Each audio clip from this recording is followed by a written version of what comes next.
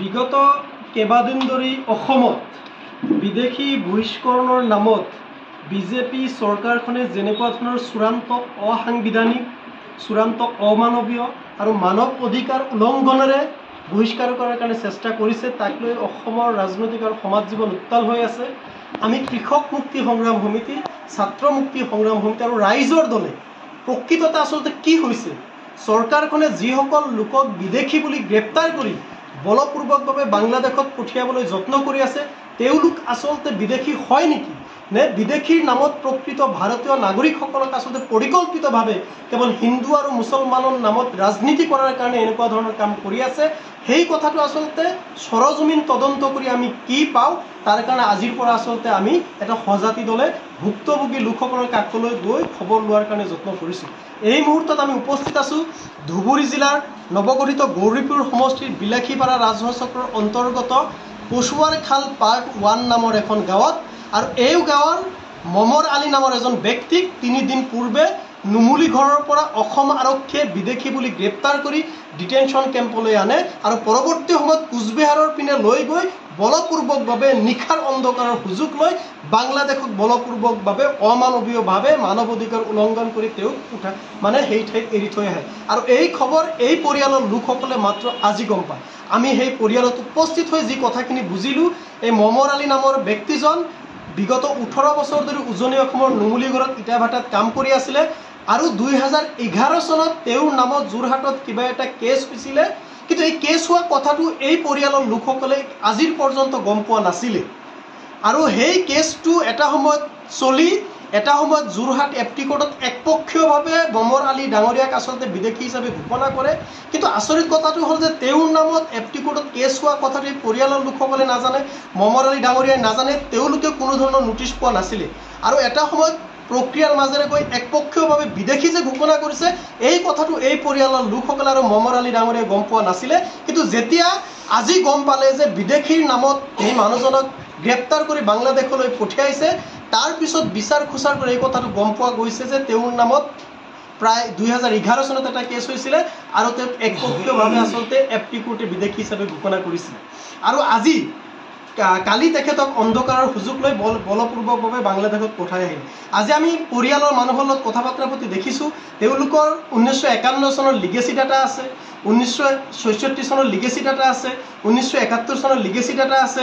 তেওঁলোকৰ পৰিয়ালৰ প্ৰত্যেকজন ব্যক্তিৰ নাম NRCত আছে, তেওঁলোকৰ ভোটাৰ লিষ্ট আছে, পান কাৰ্ড আছে, আধাৰ কাৰ্ড আছে, ৰেচন কাৰ্ড আছে, চৰকাৰী সকলো সা সুবিধা ভোগ কৰি আছে। আৰু যিজন ব্যক্তিক বিদেশী বুলি গ্ৰেপ্তাৰ কৰি বাংলাদেশত পঠিয়াই দিছে, সেই ব্যক্তিজনে বিগত কেইবা বছৰ ধৰি ধাৰাবাহিকভাৱে ভোটাধিকাৰ প্ৰয়োগ কৰিছে। বিগত পঞ্চায়ত নিৰ্বাচনতো তেওঁক ভোটাধিকাৰ কৰি আহিছে, সাব্যস্ত কৰিছে। গতিকে এই গোটেই কথাখিনি সৰজমিন কৰি আমি এটা কথা নিশ্চিত যে এই মানুহজন কেতিয়াও বিদেশী হ'ব নোৱাৰে। তেওঁৰ জন্মস্থান ইয়াত, তেওঁৰ পূৰ্বপুৰুষৰ জন্মস্থানে, পিতৃপুৰুষৰ জন্মস্থানে, পিতৃপুৰুষসকলো আছে, সকলোৱে প্ৰকৃত ভাৰতীয় নাগৰিক।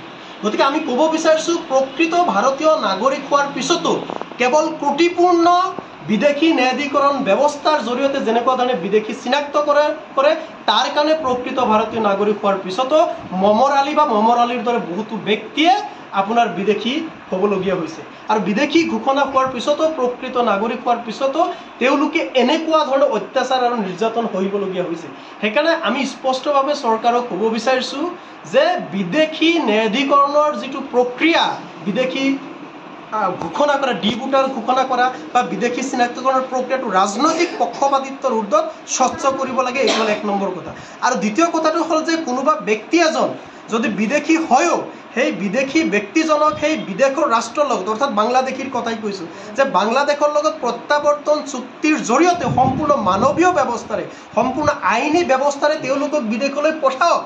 অসমৰ কোনো মানুহে আজিৰ তাৰিখত এজনো বিদেশী অসমত থকাটো নিবিচাৰে, কেৱল বিচাৰে বিজেপিৰ নৰেন্দ্ৰ মোদী চৰকাৰ আৰু হিমন্ত বিশ্বৰ চৰকাৰে।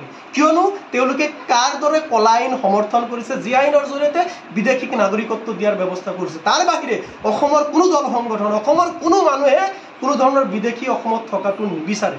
কিন্তু তেওঁলোকে বিদেশী বিতাৰণৰ নামত চূড়ান্ত অসাংবিধানিকভাৱে, চূড়ান্ত অমানৱীয় ব্যৱস্থাৰে, চূড়ান্তভাৱে মানৱ অধিকাৰ লংঘন কৰা কাৰ্যৰে এনেকুৱা ধৰণে বলপূৰ্বকভাৱে ভাৰতীয় নাগৰিকক বিদেশী সজাই আপোনাৰ অন্য দেশত পঠিয়াই কথাটো কোনো পধ্যে আমি সহজে ল'ব নোৱাৰোঁ। সেইকাৰণে আমি চৰকাৰক আহ্বান জনাইছোঁ যে আপোনালোকে প্ৰয়োজনত DNA টেষ্টৰ জৰিয়তে নাগৰিকত্বৰ বিষয়টো মীমাংসা কৰক আৰু তাৰপিছত নিশ্চিতভাৱে যিসকল লোক বিদেশী হয় তেওঁলোকক বিদেশলৈ প্ৰত্যাৱৰ্তনৰ জৰিয়তে পঠাওক আৰু NRCৰ কামটো সম্পূৰ্ণ শুদ্ধ কৰক, শেষ কৰক। যদিহে সঁচাকৈয়ে আপোনালোকে বিদেশী সমস্যাটো আন্তৰিকতাৰ সমাধান হোৱাটো বিচাৰে, সঁচাকৈয়ে অসমখন বিদেশীমুক্ত হোৱাটো বিচাৰে, কিন্তু আপোনালোকে সেই কামটো কৰা নাই। আমি সকলোৱে বুজি পাওঁ আপোনালোকৰ চূড়ান্ত সাম্প্ৰদায়িক ৰাজনীতি। আপোনালোকে কেৱল বিদেশীৰ নামত, হিন্দু মুছলমানৰ নামত ভাগ ভাগ কৰা আৰু ঘৃণা আৰু বিদ্বেষ বিয়পায়। আপোনালোকে ভাবে যে মুছলমানৰ বিৰুদ্ধে হাৰাশাস্তি কৰিলে হিন্দু মানুহে সমৰ্থন কৰিব। প্ৰকৃত ভাৰতীয় নাগৰিক হোৱাৰ পিছতো শ্ৰমজীৱী সংখ্যালঘু মুছলমান লাগক সন্দেহযুক্ত নাগৰিক বুলি হাৰাশাস্তি কৰিলে একাংশ উগ্ৰজাতীয়তাবাদী লোকসকলে আপোনাক সমৰ্থন কৰিব আৰু হিন্দু মুছলমানৰ নামত হিংসা আৰু বিদ্বেষ বিয়পায় 2026 চনৰ নিৰ্বাচনী বৈতৰণ্য পাৰ কৰাৰ কাৰণে যে আপোনালোকে কেনেকুৱা কাম কৰি আছে সেই কথাটো আমি স্পষ্টভাৱে বুজিছোঁ। গতিকে আপোনালোক সকীয়াই দিছোঁ যে ক্ষমতা সদায় নাথাকে।